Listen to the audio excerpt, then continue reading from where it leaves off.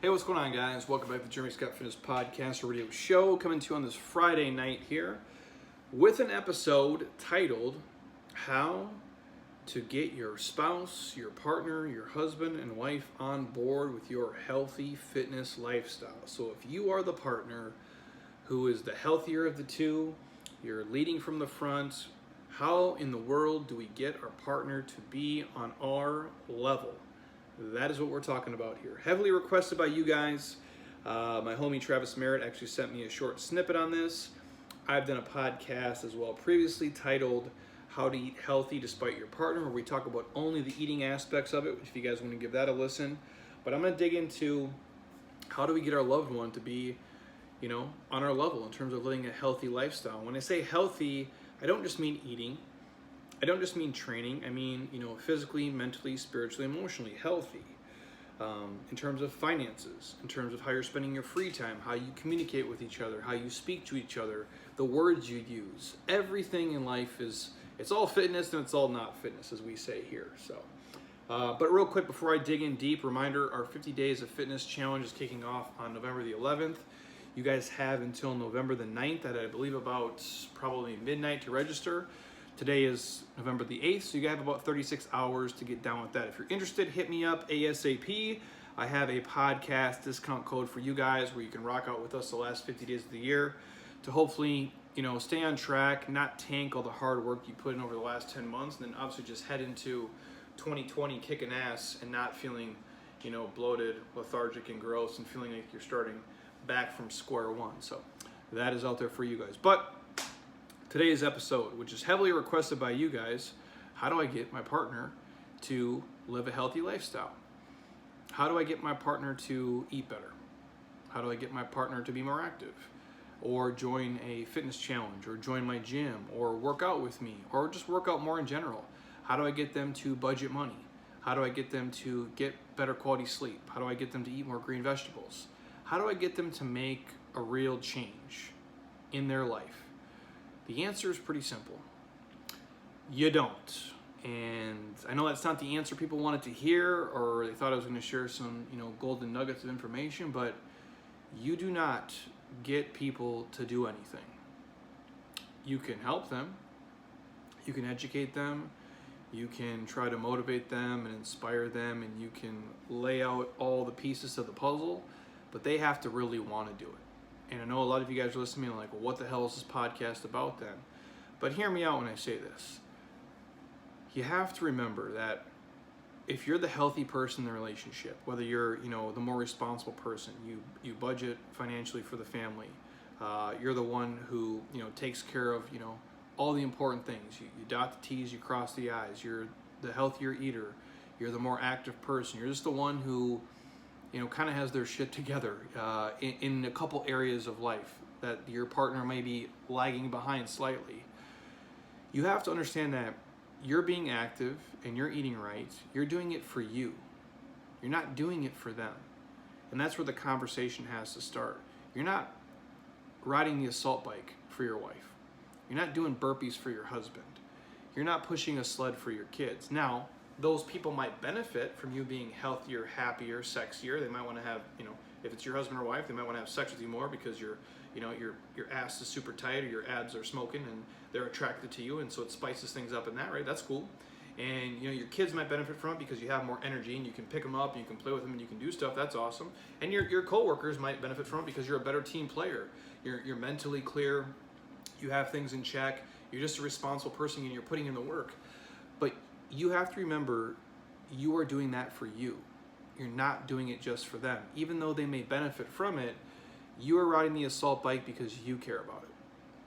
You are tracking macros because you care about how you look and how you move and how you feel. You are budgeting your money because you care about your financial future and your financial present, for that matter. Your spouse didn't ask to live the lifestyle you're choosing to live. I'll say that sentence again so you hear it. Your partner didn't ask to live the exact lifestyle you're choosing to live. So it's not fair for you to force them to do something that they didn't ask to do. And that's a conversation that I believe all partners should have. And I'm a dude who's been, married for basically 10 years at this point. I don't force my wife to do anything. I can't, first of all. And it's almost comical to me when people meet her and they'll say things, and she'll share the stories with me. Typically they do it when I'm not around, or they think I can't hear. Well, is it hard living with Jeremy? Like, does he make you eat a certain way? Does he make you exercise? First of all, you don't know my wife, because I can't make her do shit. She's much more likely to punch me square in the face than do something I tell her to do. Even the most basic things, for that matter, which I'll dig into later on this podcast, of how you kind of go things in a roundabout way, and vice versa. We are both very stubborn. She can tell me nothing to do, and even if she tries to, I will not listen, for sure. But the point I'm driving at is I don't force my process on her. It's not how she operates, and I know that about her, and I would never try to do that. Now, early on in our marriage, she would maybe sometimes, try to force things on me, and it would be hard for her to understand. And again, I'm talking like way back when we first met. I'm young, into my 20s. Hey, Jeremy, will you just come here and have a couple of drinks? And I'd be like, no, I can't do that. Hey, Jeremy, will you just come? No, I won't do that, because that was her lifestyle. That was socially how she interacted, and that was her process, but it wasn't mine. And I couldn't sacrifice my own health and my own happiness to the benefit of other people, just to make her or them feel comfortable in a social setting. And as much as I love her and my friends and family and everybody else, I love myself more. And I know that might sound egotistical and narcissistic, but hear me out here. I have to put my mask on first. If I'm not healthy and I'm not happy and I'm suffering, I don't give a shit about their happiness, because I'm dying inside.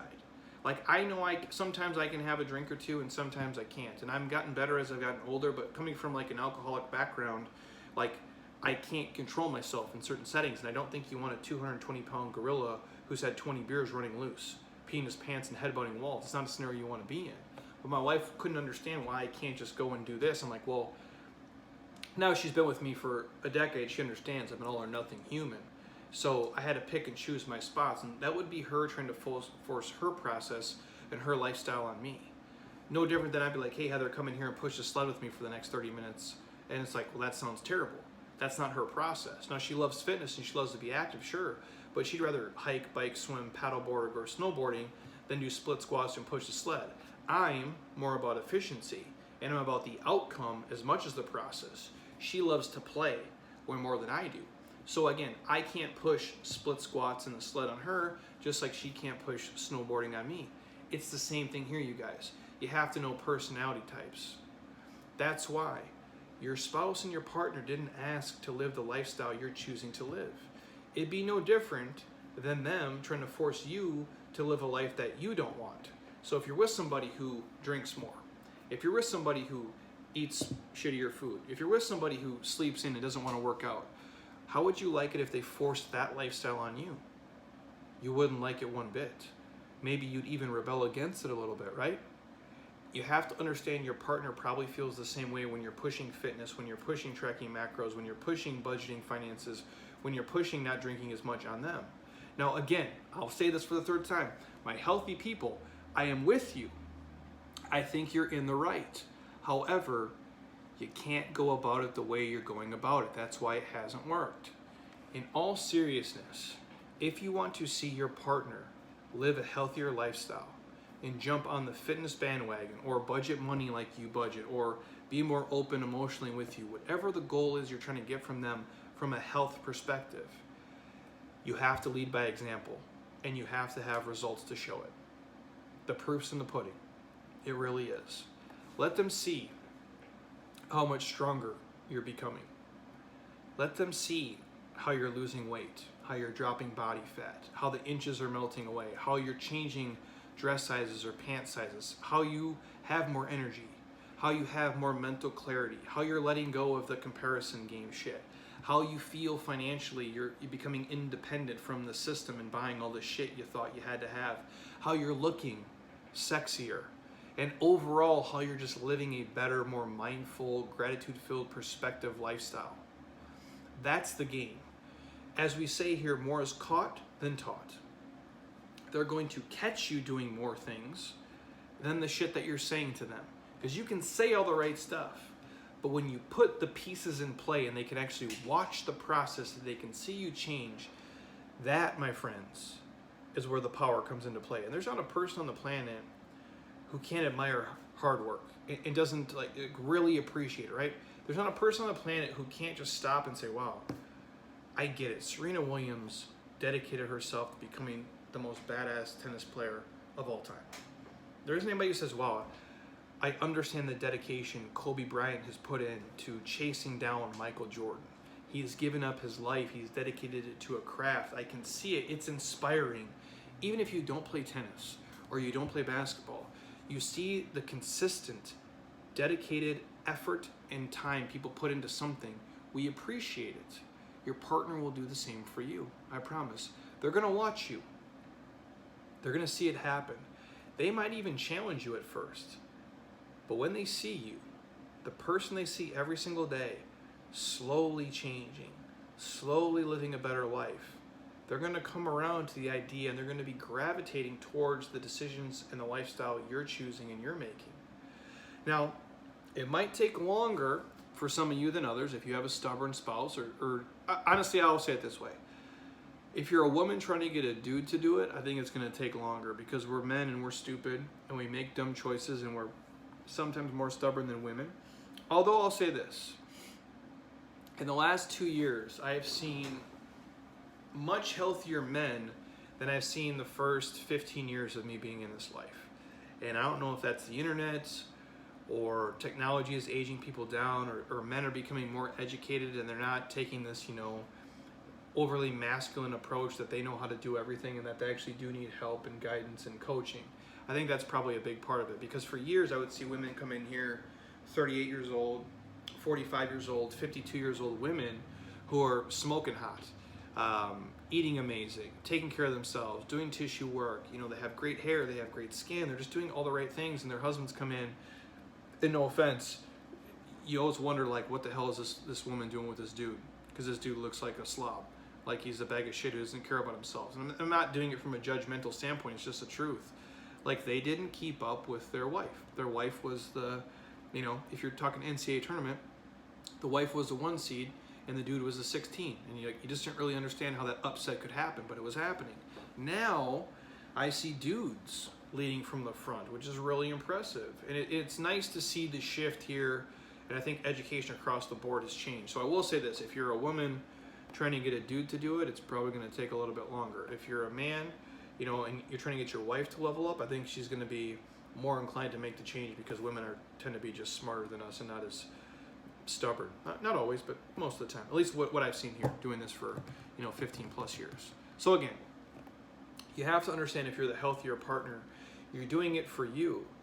You're not just doing it for them, but they're going to come around when they're ready. That's the key. They have to be ready. And the problem is, you can have all the facts in the world and you can list all the benefits, but that's not enough. It's not just what you want them to do, it's why you want them to do it. It's not just what you want them to do, it's why you want them to do it. Because the what is easy, like here's what you should do. You should track macros. You should eat real food. You should exercise every day. You should get quality sleep. You should floss your teeth. You should get a massage once in a while. You should budget your money. You should probably spend less than you make. You should save for retirement. You should communicate your emotions. You should never go to bed mad. All these things are the things like what you should be doing. But for most people, that's not important enough. It's why you should be doing it. You have to drill down on that. And your why might differ from your husband's or wife's. That's probably the toughest part. It's understanding why we're doing the things that we're doing every single day. And honestly, if you look at life in general, it's why people do and don't do anything and everything. It's the value they see in it. It's understanding the importance of it for them.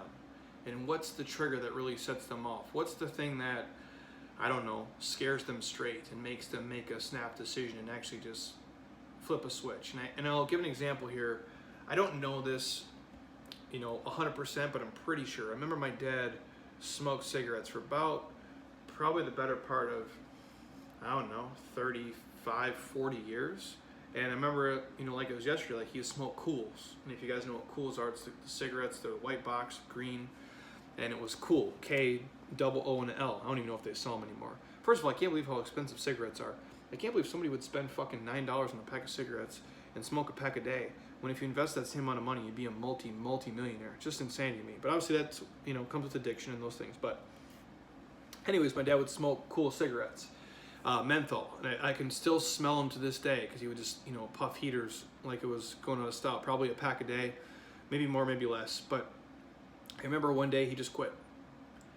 Probably in his mid-50s or somewhere in his 50s, he just quit smoking one day. And I think because my Uncle Mike had a form of skin cancer, and I think, it had got more serious as things kind of move on. I think that it scared the shit out of my dad, actually. So kind of like the scared straight approach. And it was kind of like, when you can see somebody's touched around you, and what I mean by touched is that you're not fucking invincible anymore. And I felt that way for a long time. I always would joke. And this is crazy, because I never thought I looked like Bruce Willis until I got older. And now I look like Bruce Willis's fucking twin brother. But I always would joke with people. I felt like I was invincible, and probably until I was 20 years old. I felt like if a train crashed and everybody died, I would walk out like Bruce Willis and unbreakable, and nothing would happen to me, because I had never been touched to that standpoint. And then I turned like 21, and my terrible, eating habits and drinking habits and the other stupid stuff I was doing caught up to me, and I felt like I was touched. I was not invincible anymore. Like, man, you can get sick. You can die. You're not invincible. You're not gonna fucking live forever, dude. You have to take care of yourself. You have to invest in your health. And the things you're eating, the things you're drinking, how you're sleeping, how you're burning the candle at both ends, it's catching up with you. So that's kind of like, that was like my why. Like, why am I doing this? Well, I'm doing it because I value life. And I feel like I have a gift, and I want to give it to the world, and I want to experience things. There's a lot of things I love to do, and I understand if I'm not healthy, I can't do them. So it became my mission to make myself the original transformation. I'm the original, person who got from being unhealthy and unhappy and broke and depressed and, suicidal to, I'm the person now who like loves his fucking life more than anybody else, and I love my process, and I love what I do, and I want to be the person who helps people become inspired to do whatever it is they want to do. That's my why. That's why we do and don't do anything and everything, because it's the value that we see in it. I value healthy eating because I feel now when I eat a certain way, if I eat like an asshole, I wake up and feel like a bag of shit. I hate that almost more than anything. I hate feeling bad basically more than anything else on the fucking planet. I don't like to feel bloated. I don't like to feel constipated. I don't like to have a sinus infection. I don't like to have injuries. I do not like my body to not be running on optimal at all times. It hinders my creativity, my inspiration, my motivation. I can't be the best husband, the best brother, the best son, the best person to you guys when I don't feel good. I could not pump out this much of insane content. I could not train the way I train and be the person I am here and give my time, effort, and energy and show up for everybody every fucking day, 365, if I didn't feel good. So I understand the importance of it. That's my why. If I don't eat right, if I don't get quality sleep, if I don't train, I cannot be who I'm supposed to be.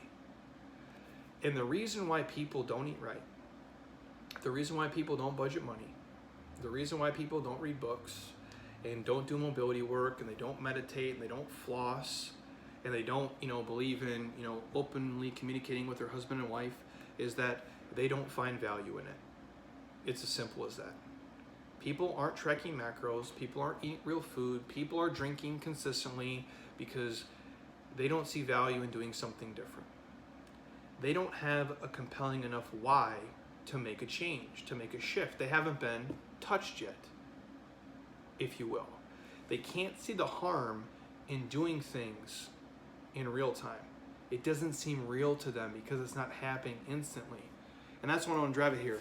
They can't see the harm in their behaviors today, even though it's slowly killing them over time. The issue is, it's not instant pain when you eat like shit. It's not instant pain when you have a couple too many drinks. Now, you might get a hangover and you might have a food coma and you might be all constipated, but a lot of people are okay with dealing with that. They're minor discomforts, right? Now, I happen to hate that stuff, so I notice it instantly, and it it scars my brain for me to not do it again, or at least hopefully learn from, the overeating and the over drinking, or not being active, or just making poor choices. But the problem for most people is that pain is not instant. The suffering is a slow process, and it tears them down slowly over time. It's a slow death to get there. Think about it like 10,000 small paper cuts versus a gunshot wound.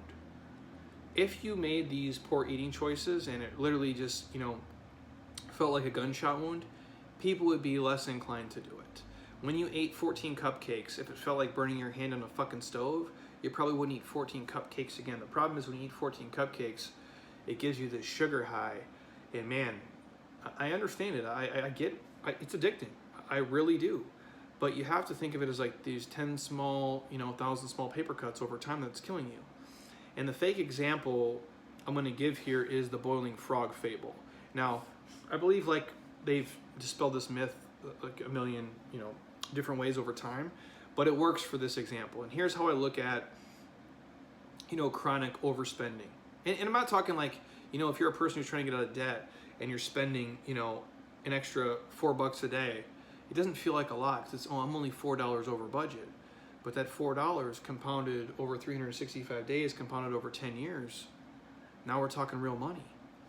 When you're just slightly overeating, or you're having, maybe one too many extra drinks, or you're skipping one too many workouts, it doesn't feel real right away. So the boiling frog example, it's the fable of the boiling frog. If you guys are familiar, it describes a frog being slowly boiled alive. The premise is this: if you put a frog like suddenly into boiling water, it's gonna jump out super quick because it's like, oh shit, this is so hot. It jumps out so it saves itself from dying because it knows danger is here. If I stay here for more than a few seconds, I'm gonna be toast. And I value my life. It's our survival mechanism. So we jump out of it really quick. Now, the fable goes like this. If you put a frog in like tepid water, which is then brought to a boil slowly over time, it will not perceive the danger, and it will basically just cook itself to death because eventually it will get too hot and it will just die. Now, this is not true in a real life scenario, but this is how I view people in their eating, in their training habits, in their, how we brush and floss our teeth for that matter, how people spend their money, how people fail to communicate in their marriage. If it happened instantaneously, you would be like, well, fuck, I gotta fix this, this is a problem. But it's that slow bringing to a boil. It's the slow leak. It's the 10,000 paper cuts over time that fuck people up. That's the issue. And that's what I want to get people to understand is we always think it's the home run. It's the lottery ticket. It's the one traumatic experience that, pushes us one way or the other. And for most people, it's not that. It's your daily habits, rituals, and routines that ultimately seal your fate one way or the other. We think like, oh, if I just get this bonus, it'll fix everything. Oh, if I just, join this fitness program, it'll fix everything. Oh, if I just do this, crash dieting protocol, if I just go vegan, if I just go keto, insert whatever bullshit fad at the time people are going to do. And again, I'm not judging anybody who does those protocols. If you can make it a lifestyle, respect. But for most people, it's the little things that are dragging you down that you don't think matter, but they do. The little things are the big things. And if you do the little things right, the big things take care of themselves. That's the secret nobody really talks about. So if you're the healthy person in the relationship, understand you're probably different people. You probably have different needs. You probably have different wants. You probably have different triggers. And you probably have different things that motivate you. And you probably have different whys. At the core level, they might be comparable and similar. But if you're different people from different backgrounds and different goals, and you have different processes, which is probably the biggest thing, is that your process is probably different. You have to know that they can't do exactly what you're doing. And they can't do it the exact way that you're doing it. So you, as the leader, you just have to take 100% ownership for your efforts and your actions. And at first, it's going to be a fight that you're going to probably just have to go alone. And understand that you're going to have to be the standard by which your partner gravitates towards and not the other way around. You can't let them drag you down. You just have to hold your ground. And I'll say this to you. If you stay strong, if you hold your ground, if you do things the right way, that are sustainable for a lifestyle. Now, if they say you jump ship and do 19 different programs and change eating protocols every 6 months, nobody's going to follow you because you don't have a purpose. Your why's not deep enough. You're not solidified in a lifestyle. That's why, and I share this story all the time, and I'll get back on track here in a second. Like, I remember when I got my first training cert, like back in like 2005, and I remember I started really getting into this. Now, before that, I had been a college athlete and trained, and I didn't eat like a complete asshole, but I wasn't this person that you see today. And I remember when I really started eating real food and tracking macros by pen and paper, and I'm never skipping workouts. I could work 15 hours in a day and still squeeze a workout in. My best friend came to me and said, "Hey, Jeremy, like, how long are you gonna eat like this? And how long are you gonna train like this? Like, when are you gonna stop doing this?" And I looked at him and I'm like, well, "What do you mean?" He's like, when are you gonna stop like eating this, intensely and training this way? And I'm like, when I'm fucking dead, dude. This is all there is now. This is all I know. This is Jeremy as you know him. This is Jeremy 2.0, if you will. I've been reborn into this new lifestyle. And that's what you have to be. You have to hold your ground. Because oftentimes your friends and your family, and yes, even your partner, your husband, your wife, the person that is supposed to be the Batman to your Robin, the Jordan to your Scotty, the Shaq to your Kobe, man, they might even want to see you fail. Because it's easier doing what they do. It's easier going to happy hour than pushing a fucking sled. I get it. It's easier to sleep in than wake up early. It's easier to go to Cheesecake Factory and crush 3 pieces of cheesecake than ride the assault bike for 20 minutes. I get it. So your partner wants to see you fail sometimes. And your friends, your family, your coworkers, some of those people want to see you fail too, especially if you're trying to change a culture, instead of establish one. So if you're the person who always had drinks, you're the person who always went to happy hour, the person who always, ate donuts, and you're the person who always kind of mocked fitness, and now you're the person who's, for lack of a better term, you're outside the matrix. You took the blue pill, not the red pill, and now you can see the world clearly, right? Those people probably want to see you fail and stumble and fall, and they're cynics at first because maybe they've seen you jump programs before and they don't think you can really sustain it and hold on to it. But pay them no mind. You have to stay focused and know that they will eventually come around when they see you making kick-ass progress. Show them how happy you are. Show them how energetic, how passionate you are, and it becomes contagious. It's like a positive cancer that spreads through the world. And if they see it enough, they're going to become believers, especially if you're getting results. And that's the biggest thing. And all you can really do is, you can't ask them to live your lifestyle. You can't ask them to use your process. You can't ask them to be you because they can't be. All you can ask them for is their support. Regardless of if they want to make a change or not, just ask for their support. There's no reason that they can't have your back, just like they do in all the other areas of your life. You're a partner. You're a team. You're supposed to lift each other up. You might be the Jordan, they might be the Scotty, or vice versa. It doesn't matter. They should support your decision just like you support theirs. If nothing else, they will respect your choices and not put you in bad situations or tempt you unnecessarily. Any good partner should be willing to accommodate you in that aspect of the change, regardless of if they want to do it or not. And it's been my experience over the past 15 years, if one partner is not willing to budge, the healthy one, if they're not willing to budge, they're willing to keep eating right, they're willing to keep waking up early, they're willing to keep making health a priority, making fitness a priority, making real food a priority, making budgeting finances a priority, making openly communicating with their partner a priority, whatever the thing is, a good partner should be willing to at least accommodate parts of those changes and accept you for who you are. And what I've seen over the past 15 years is they gravitate towards you. Like I said, it might not happen overnight, and it might not happen as quick as you want, but I promise you, if you're leading from the front, you're a practitioner, and you don't waver from being that person, from being the inspiration, from being the motivator, from being the person that they should look up to, they're going to come around and do what you do. And the last example I'll give you is this. My wife has always been healthy, and fit. And obviously when we were younger, we make stupid choices in terms of drinking and maybe the shit we would eat and what we would do. But when I met my wife, she was normal in terms of spending money and finances. And what I meant was she was a normal person. Not irresponsible, not overly responsible, just normal. She had student loans. She had a car loan, and it was just basic and just, kind of, saving money for retirement, had a little bit of money in the bank, but just not really planning for the future and doing things financially, what I would consider to be super responsible. She was normal. And again, I'm not judging anybody. If you have a car loan and you have student loans and you're kind of living, not check to check, but you have a little bit of bucks in the bank and you're not really, financially independent or super responsible, I'm not judging you. And that's who my wife was. And it was hard for me, coming from my background of being dead fucking broke and not believing in debt and never having, credit card debt and never having student loans, never having car payments and never, basically, financing things or living this kind of a lifestyle, to see what she was doing and how she was living. And I could say things to her. And again, we're younger, so we're in our 20s, right? So imagine you have like this intense version of me who, and I'm not saying I'm super smart, because I'm not. Most of you listening are way smarter than I am.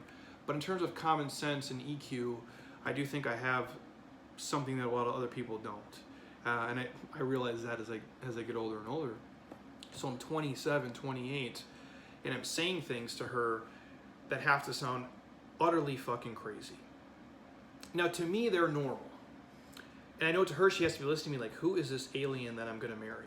Who is this crazy dude who wants to save all this money so he can, buy a building one day to have a gym in? Who is this fucking dude? Who is this dude who only wants to pay cash for vehicles? Who is this dude who wants to be able to retire when he's, 40 years old? Like, who is this dude who's saying all these, like, you sound like a crazy person. And I understand that. So I knew I couldn't approach it the way that I wanted to approach it, because I couldn't make her change. I could tell her all the what's. Here's what I want to do. We're going to save 15% of our income for retirement. We're going to save for this building because I understand this is going to be our future for this. And we're going to, all the way down the line, we're going to get rid of your student loans. We're going to get rid of your car payment. We'll never have another one the rest of our life. And we're going to pay off our house and all this crazy shit, right? I knew I couldn't just present her with the what. I had to explain to her the why. And I had to find something that mattered to her. What was the pain point for her? Heather, what do you want your life to look like? Not just the stuff you want to acquire. What kind of lifestyle do you want to live? How much stress do you want to have in your life? Do you want to have choices today, 5 years from now, 10 years from now, 15 years from now, 20 years from now? Do you want to do something today that you at 47 thanks you for? And it's really hard to have those conversations with people up front because they can't see it paying off yet. And that's why I use the example. I can't use fitness because in my household, I could always show it. With the finances, I couldn't always show her. When we were dead broke and had no money, I couldn't show her that this was the right thing to do. That this was the thing that was going to change our lives. That this was the thing that was going to work 5, 10, 15 years down the line. Now she's a believer. But what I did do is I found other people to share the same message.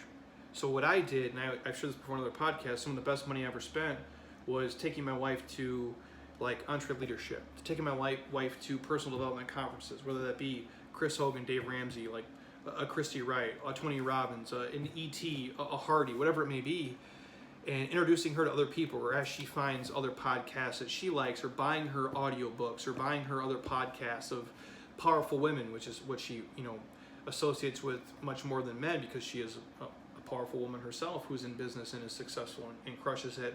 So if I find her, okay, listen to Christy Wright, listen to a Rachel Hollis or whoever she's listening to, and now she's like, holy shit, Jeremy, are you hearing what these girls are saying? I'm like, well, yeah, I've been saying the same shit for 5 or 6 years to you, but you had to hear it from them. And you had to see it pay off in our life. You had to hear their story like you've seen our story evolve. And that's the takeaway.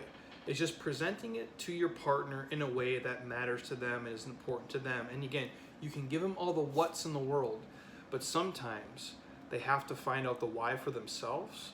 And the best thing you can do is lead from the front. Lead by example, and over time, when they see the results and they see the change and they have a holy shit moment of, wow, what you're really saying and what you've really been doing is actually working at scale at a crazy level I never thought possible, then they're going to jump on board. But it takes you as the healthy, happy, more mindful, perspective, gratitude-filled partner up front to do the work for maybe a year, 2 years, 3 years, and 4 years until they come around. it's a patience game. And I know it's difficult, and I know it's tough because I lived it for a long time. But I promise you, if you stick to your guns and you're solidified in your decision and you just become a practitioner of it and you keep doing the things that you know are right, that are making you personally healthier and happier, your partner will jump on board. At least that's been my experience for my household and my wife. And I think if I could bring her on the podcast this very second, she would say, as difficult as it was probably to hear me and listen to me and delay gratification for things and put things off, she would say I'm 100% right. And her life is 10,000 times better now because of it. And I'm not taking credit for it because I didn't make her do it. She chose to do it. I just presented her with the facts and put her in a position to be possible, and I did what I knew was right from day one, and I never wavered from it. I just kept my head down and I kept working. And I said, you know what? She is super smart. She is diligent. She likes to work hard. She is just, has shiny object syndrome at the moment. She is just not really seeing it from my point of view. And I can't make her see it that way, but I can keep doing what I'm doing. And over time, she'll notice and be like, holy shit, it really is working. It really is true. And all of you out there listening, if your partner doesn't value their health the way you do yet, if you just keep putting in the work, they're going to come around. And if you're the freak anomaly with a partner who doesn't, maybe just get a new partner. I'm kidding. I'm kidding completely. But what I'm saying is, more often than not, they're going to do what you're doing because it's the only option. And it might, and I hate to say this, as sad as it is, it might take a touched moment for it to happen. And it might be them. It might be them, seeing a loved one, pass away or have a heart attack or have an illness or have something happen, or they go in and they get some blood work that's not super promising, or something happens where they become scared straight. And if that's what it takes, then that's what it takes. And then they'll know you've been right all along. And once that happens, they're 100% all in, man. Like, there's no turning back. And so I don't know what side of the boat you're going to be on, but just know all you can do is live your life the healthiest, happiest way possible, and have a why that matters and express it to them as openly as you can. And if they adopt the same why, great. And if not, finding what their pain point is and just literally doing the best that you can do and knowing that they'll join you. Might not happen overnight, but if you stay strong, it will happen. At least that's been my experience, and I think it'll be the same for you guys. So hopefully you guys enjoy that and how to get your spouse, partner, husband, and wife to live a healthier, happier, more mindful lifestyle, physically, mentally, spiritually, and emotionally, all in one. So anything else you want to hear on the podcast, please shoot me a message, send me a DM, Instagram, Facebook, Twitter, Tumblr, email, wherever you guys holler at me. I'm happy to record if I can speak on it with any intelligence whatsoever. If you're on iTunes by chance and you're on your iPhone, stop. Don't be a lazy ass. Open up the podcast app, scroll down, drop me a 5-star, leave a comment. I truly would appreciate it. If you're on your MacBook or iPad, just click the iTunes icon. Do the same thing. I truly do appreciate it. And share this with a friend, family member, and especially if you're going to share it with your husband or wife, give them a little background on it before you give it to them. And, tell them you're not trying to change them, but just that you love them and you care about them and their health and their happiness and their future, and you want them to be around, for you and for your kids and for your family, because you do really love them. You don't want to see them, suffer and not be the best version of who they can be. Because I think sometimes we do things, out of love and out of the betterment of our partner, and we almost try to force it on them. And because you've changed and because you've heard something or said something, and you come to them with a cure, you come, hey man, I got the cure for, your, proverbial cancer. And the problem is your spouse doesn't even know they have cancer. You're just trying to get them the cure to a problem that they don't even know they have yet. And I think that's where a lot of the issues lie. They don't think there is an issue. They don't think there is a problem. They don't see the why yet. So anything else you guys need, holler at me. Probably drop a podcast tomorrow if I can. I got a bunch of stuff in the queue for you guys, fitness related and otherwise. But if there's something you need, just hit me up. Otherwise, our 50 Days of Fitness is kicking off here in about 36 hours. So if you're interested, hit me up ASAP. I'll give you guys a podcast specific discount code that you can enjoy, and we can rock it the last 50 days of 2019. But I got to get my own workout in now. Time for me to go push a sled. So until next time, everybody, eat well, train hard, be nice to people, and please just keep doing shit you love with people you enjoy because your life is too short not to. I'll talk to you guys soon. Peace.